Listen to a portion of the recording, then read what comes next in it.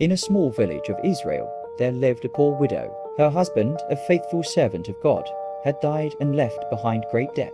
One morning, the creditor came and demanded payment. With no money to give, her 2 sons were about to be taken away as slaves. Broken and afraid, the widow ran to the prophet Elisha for help. The widow stood before Elisha and poured out her heart. "Your servant, my husband, is dead. Now the creditor is coming to take my sons." Elisha looked at her with compassion and asked, "What do you have in your house?"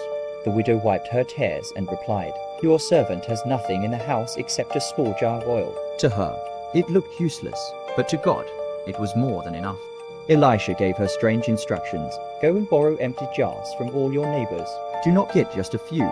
Then go inside your house, shut the door, and pour oil into all the jars." The widow listened in faith.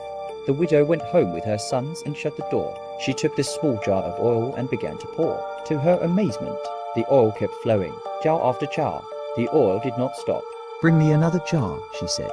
But her son replied, "There is no jar left." And then the oil stopped flowing. The widow ran back to Elisha and told him what had happened. Elisha smiled and said, "Go, sell the oil and pay your debt. You and your sons can live on what is left." God had turned her fear into joy. The widow paid her debt, her sons were saved, and her home was filled with peace again.